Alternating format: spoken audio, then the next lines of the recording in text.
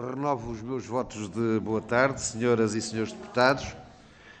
Vamos dar início a esta audiência, a Associação Nacional do USF, o USF-AN, sobre os mesmos assuntos, sobre os mesmos projetos de lei.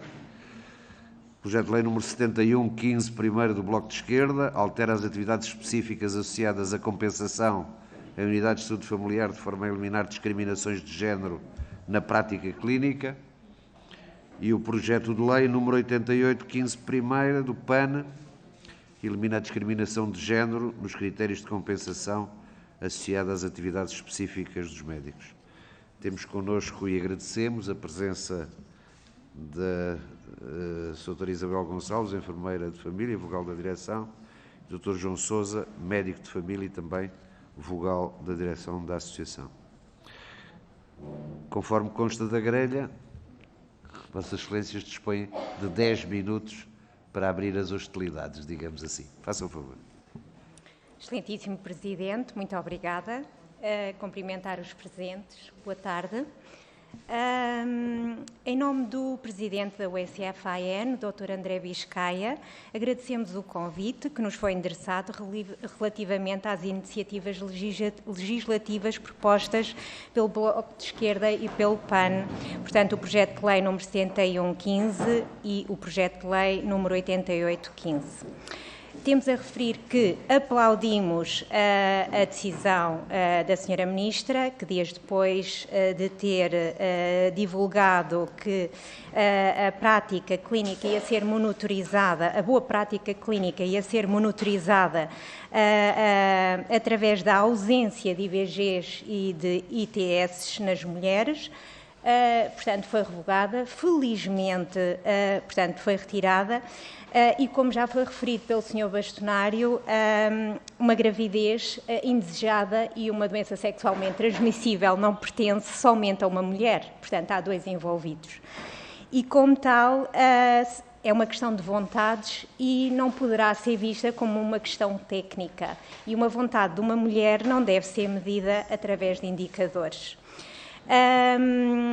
Passando, portanto, a falar concretamente no artigo 29, 29º, aliás, que está em análise, portanto, faz referência à compensação associada às atividades específicas dos médicos e dos enfermeiros. Está associado ao aumento das unidades ponderadas da lista mínima de utentes dos médicos e dos enfermeiros, e eu reforço a palavra enfermeiros, porque vulgarmente fala-se sempre da remuneração dos médicos, mas efetivamente estamos a falar de uma equipa. E, portanto, estas atividades específicas dizem respeito a atividades de vigilância a utentes vulneráveis e de risco. Portanto, têm um propósito próprio. Ora, as atividades específicas não norteiam a atividades profissionais de saúde, apenas resultam de uma sinalização de grupos vulneráveis por via da evidência e recomendações da Organização Mundial de Saúde. O Bloco de Esquerda, ao referir eliminar discriminações de género na prática clínica, no seu projeto de lei está focado na linha A, que possui um propósito muito específico e com certeza que não se está a referir aos cuidados que são prestados no nosso SNS. A atividades profissionais não se resume à atividade específica em concreto. Qualquer pessoa terá direito a cuidados de saúde numa unidade funcional, entenda-se que nós representamos as USFs, mas em cuidados de saúde primários temos as UCSPs, portanto as unidades de cuidados de saúde personalizados. E cuidados referentes à saúde sexual nunca são negados no âmbito da saúde e das leis em vigor. Ora, aqui coloca-se a questão, vamos discriminar positivamente uma atividade tão concreta e esquecer tudo o resto, ou vamos mantê-las a par de tantas outras atividades que os profissionais de saúde desempenham no seu dia-a-dia, para além daquelas que estão a ser monitorizadas através de indicadores, porque a nossa atividade não se resume a trabalhar em função de indicadores. Ora, o PAN propõe, no seu projeto de lei, eliminar a discriminação de género nos critérios de compensação associadas a atividades específicas dos médicos. Ora, mais uma vez, referimos que a vigilância em planeamento familiar de uma mulher em idade fértil, por ano, tem o valor de 1 unidade. Foi definida assim e tem um propósito objetivo. As atividades específicas vertidas no artigo 29º são monitorizadas por indicadores de desempenho e, na sua definição, tiveram, e volto a dizer e a repetir, porque é um ponto muito importante, tiveram um propósito próprio baseado em evidência. A Carteira Básica de Planeamento Familiar tem por objetivo a promoção da sexualidade segura e gratificante, planeamento e preparação para a parentalidade, prevenir a gravidez indesejada, entre outras. Faz uma interface ajusante com as carteiras básicas de saúde materna e saúde infantil. Portanto, tem esse propósito específico. Historicamente, também nos dias de hoje, esta atividade tem um importante papel social, nomeadamente no combate ao ciclo de pobreza geracional, preservação e desenvolvimento de projetos de vida pessoal e profissional, emancipação e empoderamento da mulher. Na prática das USFs, a carteira de planeamento familiar habitualmente está astrita a um determinado período semanal específico e reservada no horário de cada profissional, não obstante poder ocorrer em qualquer momento noutra tipologia de consultas. De igual modo, apesar das consultas neste horário serem tradicionalmente mais procuradas por mulheres e terem alguns focos específicos que tocam mais ou são mais exclusivos destas, nomeadamente a questão do rastreio do cancro do colo do útero e a colocação de implantes, de DIUs, porque são procedimentos mais demorados e, portanto, precisamos de uma consulta com um slot de tempo mais alargado. O modelo conceptual em vigor nos cuidados de saúde primários retira o foco da negociação dos indicadores, como eu já referia, e de metas, recentrando-se na persecução dos resultados em saúde alcançados num contexto de boas práticas assistenciais e de gestão dos percursos integrados em saúde, considerando as diferentes áreas e dimensões do desempenho das equipas. Ora, como é subejamente conhecido, o indicador é apenas um meio de prestar contas de um plano de ação que nós contratualizamos anualmente e, assim, é um compromisso de assegurar os recursos e de gerir melhor os recursos que temos, de desempenhar os processos a que nos propomos e chegar aos resultados. Portanto, onde é que queremos chegar? Aos melhores resultados em saúde para a população que servimos. De notar que, como referido anteriormente, os indicadores devem ter na sua base evidência científica em como a intervenção tem o potencial para melhorar os outcomes em saúde, numa área relevante e com uma prevalência significativa. Os indicadores têm sempre o risco de desviar o foco excessivamente para um tema avaliado, conhecido na gíria das unidades como indicadorite, em detrimento de outros temas não avaliados. Por isso, os seus critérios e o número total de indicadores simultaneamente em uso devem ser extremamente criteriosos. Considerar sempre que a alteração ou introdução de novos indicadores poderá levar à alteração das dinâmicas de trabalho das unidades e, em algumas situações, requerer a reestruturação dos horários, caso este novo indicador tenha um grande aumento do denominador, ou seja, a população-alvo, recorrentemente utilizadora. Se uma carteira básica passar a requerer maior número de horas, então teremos que retirar essas horas a outras atividades, sobre o risco de se tornar insustentável a atividade clínica ou então a desincentivar o aumento das listas para além dos 1.550 utentes atualmente existentes em Portugal, e que nós, o SFAN, e que nós, o SFAN, propomos o alargamento do modelo como uma das estratégias para atribuir médico de família, porque no USF modelo B, habitualmente, temos mais do que os 1.550 utentes, portanto chegamos aos 1.900.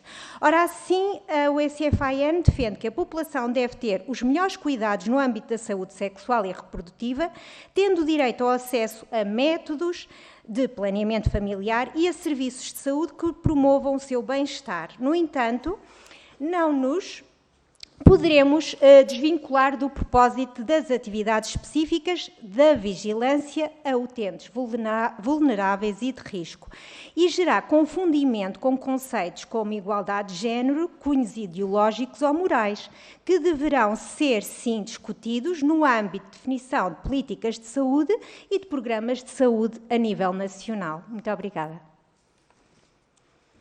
Muito obrigado, Sra. Enfermeira Isabel Gonçalves. Iria dar a palavra ao Grupo Parlamentar do Partido Socialista, a Sra. Deputada Berta Nunes, por favor. Muito obrigada, Sr. Presidente. Muito obrigada aos representantes da USFAN. Eu, daquilo que ouvi, agora vou fazer algumas questões, porque até fiquei um pouco preocupada e até um pouco na direção do que disse o Sr. Deputado anteriormente. Esta questão dos indicadores é preciso algum cuidado, porque pode, de facto, direciona sempre a atividade e pode até ter efeitos perversos, porque quando coloca a questão de pode ser um problema aumentar o denominador e por isso, ou seja, não colocar só as mulheres, mas colocar também os homens, jovens ou menos jovens, e todas as pessoas em idade fértil nas consultas de planeamento familiar, isso vai aumentar o denominador, porque o que eu subentendo do que disse, e só estou a colocar isto como um questionamento, é que o denominador aqui são as mulheres tucur, porque realmente é a vigilância, ainda por cima a vigilância, que é uma palavra que eu detesto, mas que é acompanhamento das mulheres em idade fértil. Então, quer dizer que, supostamente, também podem fazer o acompanhamento dos homens em idade fértil, mas não é esse o foco. E isso é um problema, do meu ponto de vista. Pronto. Por isso, o que eu acho é que às vezes se naturaliza, e eu sempre quero um comentário seu, porque, reformulando e perguntando, para não estar a fazer comentários, mas fazendo questões. Se aparecer um homem para marcar uma consulta de planeamento familiar porque quer ver se lhe seja receitado ou prescrito, por acaso não é preciso, porque é dado pela senhora enfermeira sem prescrição médica um preservativo, por exemplo, mas que queira até que lhe expliquem como é que utiliza, ele não se pode inscrever numa consulta de planeamento familiar. Esta é uma questão. Depois imagino que o homem quer fazer uma vasectomia, porque isso também é um método contraceptivo. Não se inscreve numa consulta de planeamento familiar? É outra questão. Depois, imagino que o homem tem problemas de sexualidade que, por exemplo, diminuem a sua capacidade reprodutiva, que eles existem, não vale a pena estar aqui a fazer listas. Também não se inscreve numa consulta de planeamento familiar, porque ter ou não ter filhos é o objeto de uma consulta de planeamento familiar. Por isso, o que isto significa é que a visão de uma consulta de planeamento familiar, nesta versão dos acontecimentos, é muito estreita. Não só porque, de facto, põe todo o peso de tudo o que é... Porque também nós sabemos que, muitas vezes, um casal é infértil e as mulheres... É mulher, mas não, 50% das vezes a probabilidade é ser 50-50. E se nós continuarmos a ter esta visão... E se não mudarmos esta visão, nós estamos a contribuir, de facto, para a discriminação de género. É essa a questão que eu aqui coloco. E as perguntas que deixam. Só isso. Muito obrigado, Sra. Deputada. Pelo Grupo Parlamentar do PSD, a Sra. Deputada Inês Barroso, dispõe de 5 minutos. Muito obrigada, Sr. Presidente. Excelentíssimos senhores, Sra. Enfermeira Isabel Gonçalves, Dr. João Sousa, senhoras e senhores deputados. O PSD vai alargar um pouco o âmbito desta audição, uma vez que considera que o assunto que a motivou é um tema já ultrapassado. Não de sumenos importância, mas que foi corrigido no momento seguinte ao da apresentação pública da proposta com a retirada da mesma. Considerávamos que imprimia um fator discriminatório em relação às mulheres e um total de respeito pelos médicos, já que os critérios de compensação estavam associados à assistência a utentes que optassem pela interrupção voluntária de gravidez e ou tivessem infecções sexualmente transmissíveis. Assim, e beneficiando da presença de Vossas Excelências nesta audição, gostaríamos de falar um pouco sobre um tema adjacente, não menos preocupante, relacionado com a dificuldade de atrair profissionais de saúde para o SNS, para as USF em particular, e, nomeadamente, especialistas de medicina geral e familiar. Como é do conhecimento geral, o PSD peleja há muito tempo por um modelo que dota as instituições, e nomeadamente as USF, de maior autonomia na sua gestão, possibilitando, entre outros, a contratação direta de profissionais de saúde para responder às necessidades identificadas. Passo a apresentar 3 questões, nomeadamente a primeira. Consideram Vossas Excelências que as USF de modelo B permitiriam contribuir para uma maior capacidade de resposta e uma prestação de cuidados mais adequada, com menos ónus para os utentes, deslocações e tempo de espera, por exemplo? Segunda questão, o que impede que todas as USF modelo A transitem para modelo B? O PSD defende ainda, e está inscrito no seu programa eleitoral, que as USF de modelo C possibilitariam que grupos de médicos pudessem abrir uma USF nas suas regiões. Consideramos que esta seria uma grande evolução na prestação de cuidados de proximidade e permitiria avaliar os serviços de urgências das unidades hospitalares das áreas de referência, muitas vezes sobrelotados por situações não urgentes que poderiam ser tratadas ao nível dos cuidados primários de proximidade. Não reconhecemos nas audições com a Sra. Ministra da Saúde abertura para avançar para este modelo, nem sequer sinais de que tal esteja a ser ponderado. No entanto, fica-nos esta partilha e esta reflexão conjunta. Portanto, a terceira questão que apresento é o que consideram que inviabiliza a permissão para a abertura de unidades modelo C. Não consideram que esta seria uma mais-valia para os utentes do nosso país? Muito obrigada. Muito obrigado, Sra. Deputada Inês Barroso. Tem a palavra o Sr. Deputado do Grupo Parlamentar do Chega, Sr. Deputado Pedro Frazão, por favor. 5 minutos. Muito obrigado, Sr. Presidente. Queria saudar e agradecer a presença da Sra. Isabel Gonçalves e do Dr. João Sousa pela vossa presença e disponibilidade de vir a esta Comissão, prestar-nos os esclarecimentos, ainda que estejamos a apreciar uma legislação que já foi a plenário, que já foi votada. De todo modo, parece-nos sempre interessante voltar a revisitar estas iniciativas legislativas para melhor podermos conhecer aqueles que trabalham no terreno, as vossas opiniões e aquilo que de facto implica, estas alterações legislativas implicam na realidade do terreno. E pelo que eu percebi da intervenção, de facto todos queremos chegar a melhorar os resultados da entrega de cuidados básicos de saúde aos cuidados primários de saúde à população, com evidência científica, mas pelo que eu percebi, esta alteração legislativa vai aumentar sobremaneira o universo destas consultas e, portanto, pelo que eu depreendi das palavras da Sra. Isto concerne alguma preocupação para o facto da capacidade de atendimento das unidades de saúde familiar e se, de facto, será sustentável com base no número de horas, do aumento do número de horas do cartão básico que referiu e, portanto, gostava de, se fosse possível, que me esclarecesse melhor nesse ponto, se de facto existe esse fator de insustentabilidade no aumento destes cuidados. Depois também sublinhar que gostaria de ouvi-la falar um pouco mais sobre a população vulnerável em risco e, de facto, como é que é identificada e como é que pode ser melhorado esse atendimento e essa entrega dos cuidados primários, no fundo, também para que sejam evitadas os abortos e ou eufemisticamente falando, as IVGs, como está na legislação, mas de facto a Sra. Ministra da Saúde foi a própria no plenário a dizer, e muito bem, que é sempre uma última solução, existe um mal adjacente quando se termina uma vida, que existe, uma vida, seja ela um embrião até às 8 semanas, ou seja mesmo um feto depois, passado esse tempo, e portanto isso é sempre algo a evitar e que devemos ter isso como objetivo máximo. A própria Sra. Deputada Berta Nunes disse há pouco, na audição com o Sr. Bastonário da Ordem dos Médicos, que tomou como positivo o facto de estarem a diminuir o número de abortos feitos de IVGs feitas no SNS e que, portanto, que isso seria de saudar.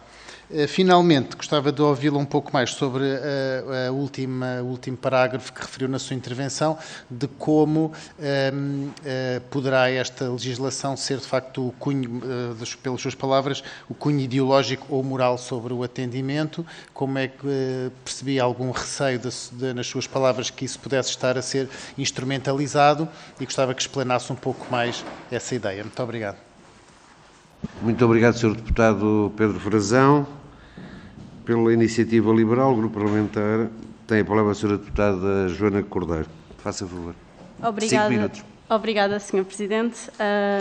Boa tarde aqui ao... peço desculpa, estava aqui a pensar um bocadinho tudo ao mesmo tempo. Queria começar por cumprimentá-los por estarem aqui nesta audição e a minha pergunta vai no sentido, eu tinha aqui outras coisas planeadas, mas face à vossa exposição inicial, eu tenho aqui algumas dúvidas, porque realmente estas consultas são ou não para homens e mulheres, porque às tantas isto tem que ser clarificado, porque o objetivo destes projetos de lei é alargar o âmbito do planeamento familiar, porque de facto o indicador dizia o planeamento familiar de uma mulher em idade fértil, e a alteração que está a ser feita alarga o âmbito para a saúde sexual e reprodutiva de uma pessoa em idade fértil ou sexualmente ativa. Estas consultas que existem hoje são ou não para homens e mulheres? Porque são para homens, e começou a sua intervenção e falou realmente que existem homens aqui, então não vejo qual é o problema deste alargamento. Mas depois passam a preocupação de alargar isto a homens porque não existe capacidade nas USFs. Mas aqui estamos a falar de um problema diferente, que não tem nada a ver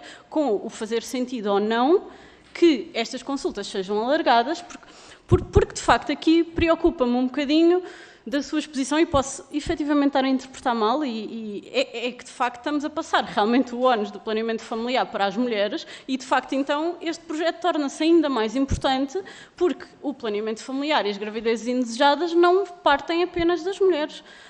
E aqui preocupa-me verdadeiramente, porque se de facto nós olhamos para este projeto com uma abrangência de alargar o âmbito, porque concordamos aqui com a parte de não só da saúde reprodutiva, mas também sexual e das infecções e doenças sexualmente transmissíveis, mas fiquei um bocadinho preocupada no seguimento da sua exposição, porque aí transporta-nos um bocadinho realmente para poder haver aqui, de facto, uma espécie de discriminação de género, que isso, de facto, nós não podemos aceitar, porque uma gravidez indesejada vem de um homem e de uma mulher, não vem de uma mulher. E percebo que não podemos deixar de ir no bom sentido das consultas por um simples facto de não termos capacidade nas unidades de saúde familiares.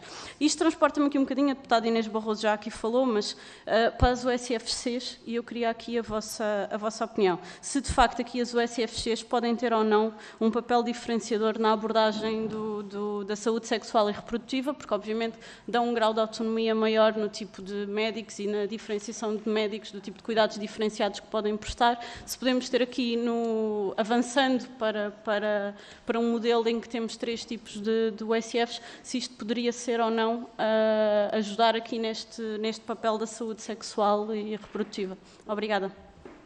Muito obrigado, Sra. Deputada Joana Cordeiro, do Partido Comunista Português.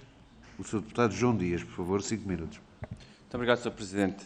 Quero cumprimentar os representantes da Associação Nacional do USFs, agradecer os esclarecimentos que aqui prestaram, trouxeram preocupações relativamente às consequências até que pode resultar da alteração deste indicador, chamemos-lhe assim. Mas, antes de mais, queremos deixar claro como é que nós olhamos para este problema. De facto, estamos a falar, antes de mais, estamos a falar de direitos sexuais e reprodutivos, enquanto direitos humanos, do homem e da mulher, continuamos a dizer, sobretudo da mulher, em que, dentro destes direitos sexuais e reprodutivos, cabe aquilo que é o planeamento familiar. O planeamento familiar não é único e exclusivamente a questão reprodutiva, é muito mais do que isso. Naturalmente que talvez aqui também é preciso fazer uma consideração que a prática clínica é uma e aquilo que deveria ser o conceito de planeamento familiar, no fundo é outro, porque tem muitas e múltiplas variáveis que definem aquilo, o momento, o querer ou não querer ter filhos, o querer ou não querer, em que momento é que esses filhos nascem, o número de filhos a ter, determinados aspectos que poderiam ser considerados e que, de facto, não são eles avaliados nas consultas de planeamento familiar, porque são variáveis, desde logo, económicas, sociais, que têm dimensões múltiplas para esta decisão. Qualquer das formas, é muito relevante aquilo que se conquistou em termos para a saúde da mulher em todo o seu ciclo de vida, nomeadamente no que tem a ver com a questão do planeamento familiar, nomeadamente no que tem a ver com a saúde reprodutiva da mulher. E aqui colocamos, de facto, reconhecemos que relativamente aos homens, e nomeadamente aos homens mais jovens, aos rapazes, há, de facto, um caminho a fazer-se de poder também, porque identificamos que não é o mesmo, não há a mesma sensibilidade, não há o mesmo acesso que há para o caso das mulheres, das jovens, enfim. E nesse sentido, o que nós também nos preocupa é se alterar estes indicadores, e já lá vou à apreciação que fazemos relativamente aos indicadores, se há ou não o risco de diluir evidências, ganhos que houve, até de permitir a que a mulher tenha acesso a tecnologias e a determinados métodos que não tinha, se não houvesse esta atenção específica nos cuidados de saúde primários, que é nos cuidados de saúde primários que tem a sua importância. Mas estamos a falar de indicadores. Eu chamo-lhe indicadores de produtividade, também foram aqui identificados como indicadores de desempenho. Mas a questão que coloco relativamente a estes indicadores é como é que a Associação Nacional do SF olha para estes indicadores quando são indicadores que não dependem do desempenho clínico dos profissionais. É que estamos a falar de indicadores, por exemplo, dentro destes, a linha A tem a ver com o planeamento familiar da mulher, mas se falarmos da B, da C, estamos a falar, não depende de um profissional ter mais ou menos mulheres grávidas na sua lista. Eu conheço USFs com médicos que têm listas que não têm ao longo do ano uma única mulher grávida. E isso é um indicador que os vai penalizar simplesmente porque não tem uma criança sequer dentro do primeiro ano de vida, porque não nasceu na lista deles uma única criança. Ora, estamos a falar de indicadores que não dependem da sua capacidade de desempenho, mas dependem daquilo que é as necessidades de saúde da população. E por isso o PCP tem muitas dificuldades. Estes indicadores, por nós, eram eliminados, pura e simplesmente. O que importa é que os profissionais de saúde, e porque os profissionais de saúde sabem fazer o diagnóstico de saúde da sua comunidade, estamos a falar de cuidados de saúde na comunidade, de facto, estamos a falar de cuidados de saúde primários, e de facto, aquilo, nós temos indicadores numa unidade, que é o SF, e ao lado temos uma CSP, não tendo os mesmos indicadores, vamos dizer que eles não prestam os cuidados necessários à sua população e às suas listas? E, portanto, é isto que nós também colocamos aqui em causa. Portanto, nós teríamos muita dificuldade, o melhor caminho seria a eliminação destes indicadores, por isso temos muita dificuldade de ter aqui soluções, não somos nós que as temos que procurar, mas ficou também aqui umas preocupações que transpareceram daquilo que aqui foi dito, nomeadamente quanto às consequências para o funcionamento, que pode ter para o funcionamento das USFs, nomeadamente numa questão que é muito particular e quem conhece como funcionam estas consultas, nomeadamente no direito à privacidade e à confidencialidade. Isto é algo que é muito importante. E quando aqui foi dito que pode ter consequências em termos do funcionamento, de horários e tudo mais, é preciso também perceber qual é a dimensão que aqui pode ter. E depois dizer só uma coisa para terminar. é que o planeamento familiar que é feito no nosso país, nos cuidados de saúde primários, ele resulta muito à custa daquilo que é o esforço acrescido dos profissionais de saúde. Não tanto pelos indicadores que lhes são colocados ou impostos. Resulta muito do empenho e da dedicação que os profissionais de saúde dão, porque é uma matéria muito importante que se sabe que tem consequências absolutas naquilo que é a saúde da comunidade e da população. E disso. Muito obrigado, Sr. Deputado. Grupo Parlamentar do Bloco de Esquerda, Sra. Deputada Joana Mortágua, por favor. Muito obrigada, Sr. Presidente. Queria cumprimentar também os nossos convidados. Eu queria recordar e recolocar um bocadinho o que é que nós estamos aqui a discutir. E estes projetos têm origem não apenas na tentativa de parametrizar o programa de planeamento familiar pela consideração de que boa prática seria a ausência de IVG e de infecções sexualmente transmissíveis nas mulheres, mas da forma como, ao recuar dessa tentativa, tanto um dos membros do grupo que fez as propostas como a Ministra da Saúde terem referido que estes indicadores decorreriam da lei que existe, que apenas fala em vigilância, em planeamento familiar da mulher em idade fértil. E a tentativa aqui é de alterar de planeamento familiar para saúde sexual, de idade reprodutiva para ou idade fértil para todo o período sexualmente ativo e de mulheres para pessoas. Esta é a tentativa. Não queremos com isto dizer, obviamente, que os homens não sejam atendidos e bem atendidos pelo SNS quando se dirigem ao SNS. A questão é se o planeamento da saúde sexual e reprodutiva deve ou não alargar deste âmbito de mulheres em idade fértil para pessoas em idade sexual ativa. Compreendendo também que a explicação histórica do modelo de planeamento familiar que nós temos e que foi muito importante e que se desenvolveu ao longo do tempo. Agora, as coisas também evoluem e do ponto de vista moral e de compreensão da sexualidade e do peso do conservadorismo sobre a sexualidade das mulheres e do papel reprodutivo na sexualidade das mulheres também evoluiu. E, portanto, o que nós nos questionamos é se esta lei não está, ao fechar o âmbito na idade fértil, nas mulheres e na questão reprodutiva, se ela não está, ela própria, impor uma carga moral ou reproduzir uma carga moral, uma visão sobre a sexualidade das mulheres. Parece-nos, e é por isso que o nosso projeto de lei, o que diz é que o que é feito no planeamento familiar continuará a ser feito no âmbito da saúde reprodutiva, mas é preciso que se faça muito mais também a nível da saúde sexual e, portanto, a ideia é que os cuidados de saúde primários não deixem de fazer aquilo que já fazem e bem, mas que possam acompanhar todas as pessoas nesta área em função da vida sexual e não apenas em função do seu papel reprodutivo e, portanto, que haja esse alargamento.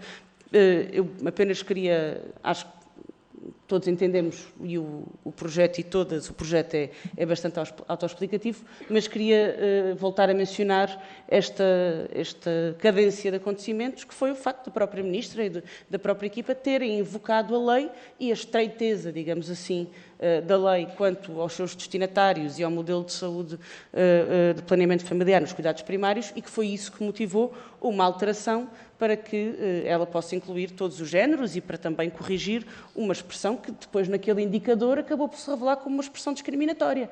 Porque aquele indicador, da maneira como estava feito, era de facto a ser aplicado, teria de facto uma dimensão discriminatória, porque contabilizava, aliás, algumas doenças que há, tanto em homens como em mulheres, como é o caso do HIV, naquele indicador surgia só como um indicador para as mulheres. E, portanto, se isso decorre da lei, altera-se a lei para tentar que ela se torne mais abrangente. Pelo menos acho que esse é o entendimento dos partidos que aqui apoiam esta alteração legislativa. Muito obrigado, Sra. Deputada Joana Mortágua. Para encerrar, portanto, esta... Muito obrigado. Para encerrar, dou-vos novamente a palavra aos membros da delegação da Associação Nacional do USF. Tem 10 minutos. Muito obrigada. Esta parte pertenceria aqui ao Dr. João Sousa, mas eu queria só clarificar uma questão. Não quis colocar, ou não quisemos colocar em momento algum a questão da capacidade instalada. Não há qualquer dúvida que há tempo, é óbvio que há tempo para atender estas pessoas. O que nós queríamos dizer é que as atividades específicas foram criadas com um objetivo, que foi aquele que eu descrevi.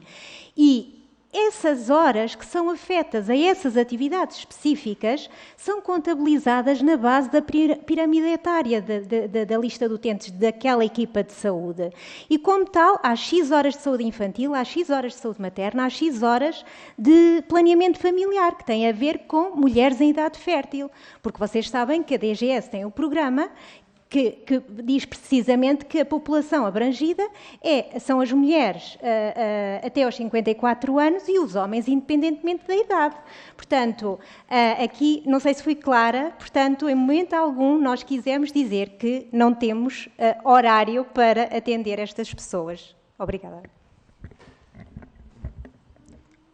Muito boa tarde. Eu agradeço esta oportunidade para debatermos este tema. Eu, antes de partir para a resposta às perguntas específicas, queria só aqui apenas debater alguns temas muito específicos. Um deles é que, independentemente dos documentos que vieram depois explicando e justificando as alterações que se pretendiam fazer ao decreto-lei, a alteração que é feita no decreto-lei é relativamente circunscrita e utiliza termos muito específicos, nomeadamente aquilo que é uma atividade específica. Okay? Uma atividade específica não é uma consulta específica para algum tipo de ato. E a atividade específica, tal como está contemplada, nomeadamente para efeitos de pagamento médico de médicos e de enfermeiros com base em performance, poderia ter um papel que poderia ser distorcido em termos daquilo que fosse a prática das equipas. Okay? Isto porque, para efeitos de coerência, teriam de ser feitas não só alterações a este decreto, mas uma alteração também ao decreto que define o pagamento pelas atividades específicas das USFs. Eu fiz uma pequenina conta que poderei depois falar mais tarde, depois em questão de resposta às várias perguntas colocadas. O seguimento que é feito em qualquer consulta, okay, em qualquer consulta podem ser abordados temas que seriam abordados na consulta de planeamento familiar. O que a consulta de planeamento familiar nos permite, a consulta, que é diferente de atividade específica, a consulta de planeamento familiar permite-nos ter tempo protegido para alguns atos que são atos mais morosos. Não é possível encaixar a colocação de um implante, de um dispositivo intrauterino, de um rastreio de cancro de colo do útero numa consulta de saúde de adulto normal, de vigilância ou de algum outro tipo de patologia específica. Esse tipo de consultas precisa de tempo específico e esse tempo é salvaguardado no horário. Okay? As consultas de planeamento familiar estão abertas a todos os géneros e a todas as idades, qualquer pessoa sexualmente ativa. Aliás, não é necessário ser maior de idade para se poder utilizar de modo autónomo esta consulta. O que nós manifestamos foi a questão de que existe uma procura que é, na minha experiência, e penso na maior parte dos colegas, desproporcionadamente maior por parte das mulheres, mas não há nenhum impedimento a que um homem de qualquer idade tenha acesso à consulta específica de planeamento familiar e também não há nenhum tipo de barreira a que este tema seja abordado em qualquer outra consulta que esse homem tenha por outro motivo. Aliás, é habitualmente assim que são feitas. Sobre a questão da revisão daquilo que tem a ver com os indicadores em si, dos indicadores de atividades específicas. Isto é responsabilidade da Comissão Técnica Nacional, da qual fazem parte órgãos, como por exemplo a DGS, fazem lá parte órgãos técnicos que emanam pareceres com base em coisas que têm a ver com, nomeadamente, os rácios de utentes das equipas, a sustentabilidade do trabalho e relação com questões de farmacoeconomia e de ganhos em saúde, relacionados com a prática com a alocação de tempo. Okay? E para isso é necessário existir uma prova científica sólida de que o ato dos profissionais resulta num ganho relevante em saúde e que essa alocação de tempo se justifica. Eu queria também deixar aqui uma outra pequenina nota, que é que, quando nós falamos da questão dos grandes programas nacionais, isto são dados que foram já citados pelo USFE noutra situação e que é, estima-se que só cerca de 20% da saúde resulta dos cuidados diretamente prestados, os outros 80% são de questões socioeconómicas. Okay. E, novamente, nem tudo aquilo que é feito por uma equipa de cuidados de saúde primários é medido por um indicador ou resulta em algum tipo de ganho. E relativamente às perguntas que foram colocadas pelos vários deputados, irei começar a responder pela ordem que me foram colocadas. Relativamente à pergunta colocada pela senhora deputada do PS, a senhora Berta Nunes, sim, como já expliquei, qualquer pessoa pode aceder à consulta de planeamento familiar. Os homens de qualquer idade podem aceder a uma consulta de planeamento familiar. As questões específicas que me colocou, como por exemplo a questão da vasectomia, sim, pode ser abordada numa consulta de planeamento familiar ou não, pode ser abordada numa consulta de saúde adulto, de vigilância, para qualquer outro motivo. E da nossa parte resultará informação, explicação e potencialmente uma referenciação para a especialidade, onde essa informação, ensinos e eventualmente o processo de decisão, se pretende seguir ou não, serão tomados. Será a nível da especialidade hospitalar. Relativamente aos problemas da sexualidade, sim, são abordados muito frequentemente por idosos, em consultas por outros motivos, homens mais jovens pelo mesmo motivo, muitas das vezes em consultas urgentes, com motivos ocultos de procura de consulta. Na minha experiência, muito poucos homens procuram consultas de planeamento familiar por este motivo, talvez por desconhecimento que o podem fazer, mas não teriam qualquer barreira em encontrá-lo. Ok. Eu espero não ter ultrapassado. Iria passar a resposta para a senhora deputada Inês Barroso, sobre que foge muito aqui ao tema de que nos vamos aqui discutir, portanto eu não queria afastar-me aqui muito. Sobre a questão das dificuldades de atrair profissionais para o SNS, para as OSFs e as mais-valias do modelo B. Bom, as OSFs têm um perfil histórico e basta olharmos para a ARS Norte e a ARS LVT e comparar para notarmos a diferença. Historicamente, a ARS Norte, antes dos modelos Alfa e da reforma, tinha um problema em ter profissionais de saúde, um problema tão grave, provavelmente, quanto a LVT. Atualmente tem 2,5% dos seus utentes médico de família, a LVT tem 25%. Okay? O Norte e a LVT têm praticamente a mesma população, cerca de 3,5 milhões de pessoas. Qual foi a diferença? As OSFs do modelo B não tiveram entraves para a sua formação no Norte, disseminaram-se mais cedo no Norte, começaram a formar internos que entraram no ciclo de formar mais OSFs no Norte, e a LVT estudou-se mais tarde e começou a enfrentar entraves, nomeadamente ministeriais, de cotas. Não tanto de constituição para o OSFs modelo A, mas para transição, porque sempre que parecia haver uma questão de aumento remuneratório, e a grande barreira para ser, ou nós não conseguimos encontrar outro motivo, haveriam cotas a nível dos Ministérios das Finanças. Sobre a questão do modelo C, eu penso que nós deveríamos esgotar a solução que já provou que resulta. Novamente, cerca de 2,5% de utentes médicos de família no Norte. Há ACES no Norte que não têm utentes médicos de família, há ACES no Norte que deixaram de ter o CSPs e dão resposta aos esporádicos que os procuram, porque não tanto sobrecarregados com utentes médicos, são capazes de responder. Okay? Portanto, não necessitamos de reinventar a roda, precisamos é de permitir a roda que sabemos funciona, role. Relativamente às questões colocadas pelo Sr. Deputado do Chega, o Sr. Pedro Frazão, estas alterações do universo de consulta. Bom, as alterações do workflow têm de ser sempre ponderadas quando nós estamos a propor uma alteração de um indicador. Como eu expliquei, este indicador pode ter relações com alterações que se prendem com questões de natureza pecuniária das equipas e dos profissionais. E altera o workflow, nomeadamente a nível de locação de horas para as várias atividades. E, novamente, as horas alocadas têm de estar presas a ganhos sustentáveis, válidos, provados por publicações científicas, revistas por pares, que vale a pena investir aquele tempo a fazer aquela atividade. Okay? Novamente, a Comissão Técnica Nacional deveria fazer esta análise. A questão das populações, esta alteração teria o risco de aumentar muito o universo de consultas e poderia desvirtuar o tipo de cuidados que são prestados pela equipa na medida em que o incentivo monetário poderia estar do lado errado se não for revisto em paralelo. As outras populações de risco, melhor seguimento. Bom, as OSFs têm ótimos indicadores de seguimento nas restantes populações de risco a nível cardiovascular. Temos um ótimo ranking, comparamos muito bem com países que investem muito mais per capita, em termos absolutos e não proporcionais ao PIB, porque quando eu ouço falar muito em comparações é por proporção de PIB, e nós gastamos cerca de 1/3 dos alemães e temos indicadores comparáveis com 1/3 do dinheiro absoluto gasto per capita. Portanto, sim, todos estes grupos têm muito bons resultados em Portugal. Relativamente às questões da senhora deputada Joana Cordeiro, da Iniciativa Liberal, sobre a questão das consultas, pronto, penso que já respondi a questão das USFs no modelo C. Eu quero apenas corrija uma coisa.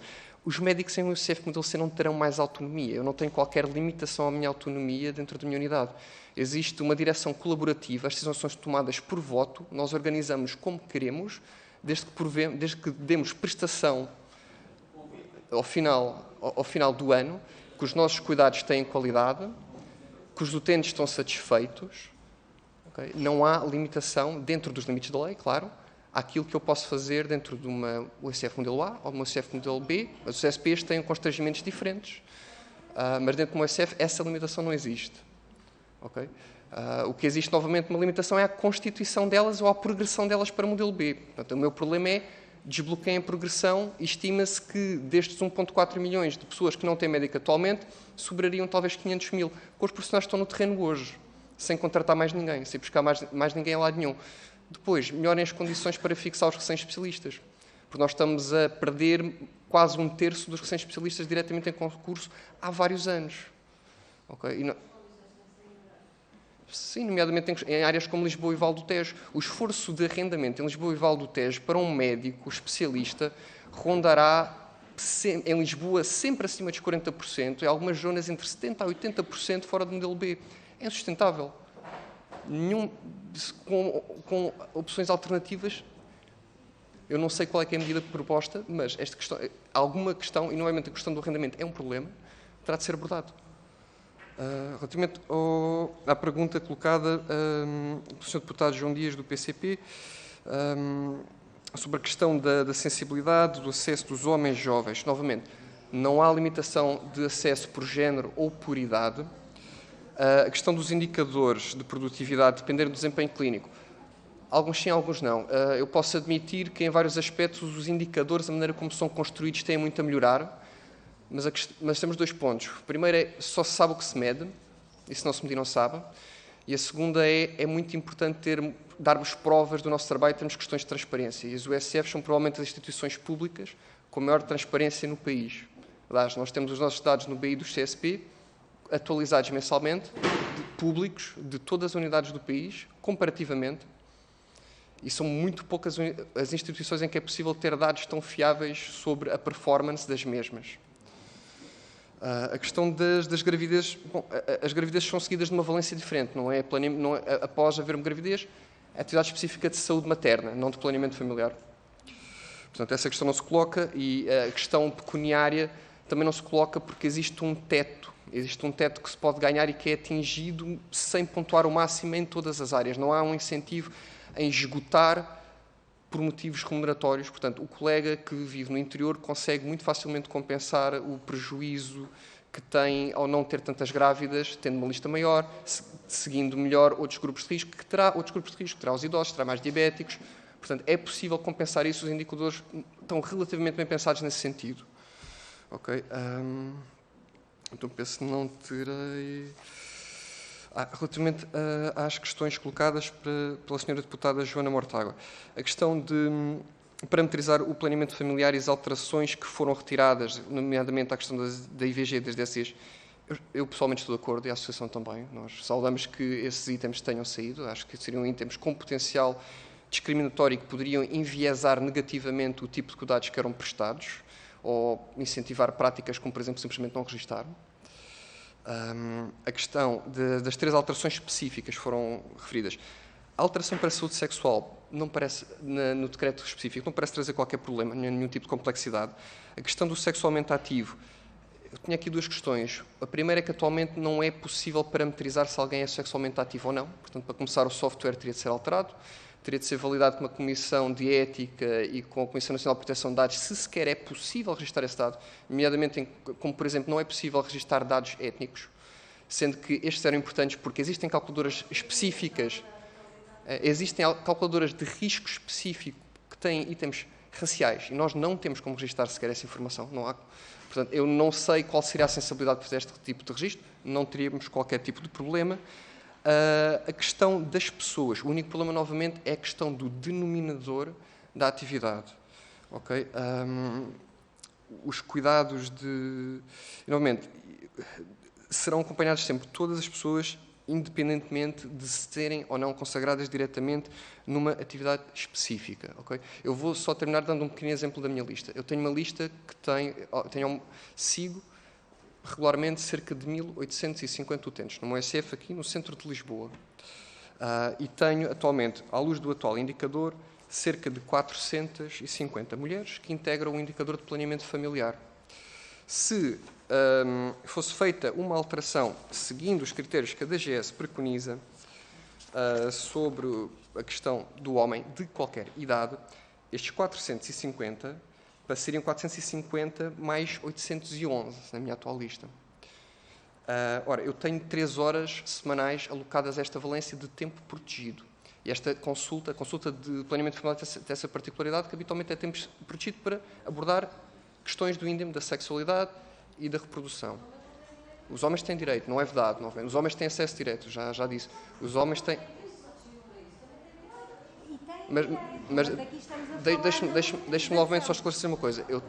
Eu tenho um horário de 35 horas com acréscimos ponderados à dimensão da minha lista e tenho 3 horas alocadas especificamente, não obstante abordando este assunto, ao longo de toda a semana fora deste horário.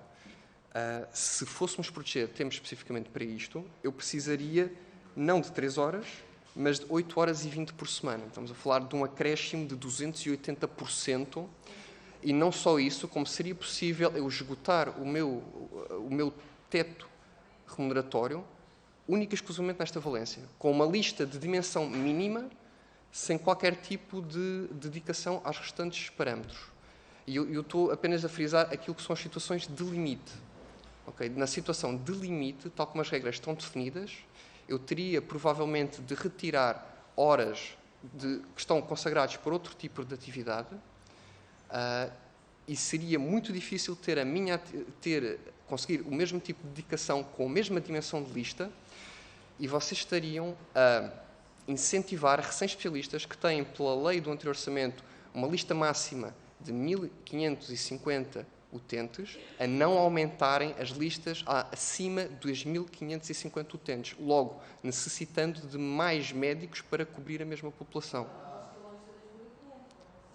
1.550. Muito obrigado. Quero agradecer naturalmente à Sra. Enfermeira Isabel Gonçalves e ao médico João Sousa, da Associação Nacional do USF, a presença. Possivelmente voltaremos a encontrar-nos. Quero agradecer aos seus deputados as intervenções e as perguntas que fizeram e o terem colaborado comigo, enfim, para que os trabalhos pudessem decorrer desta forma. Senhores deputados, amanhã às 9 horas em ponto, começa a próxima reunião da Comissão de Saúde. Espero que tenham um bom fim de tarde, uma boa noite e até amanhã. Espero que não...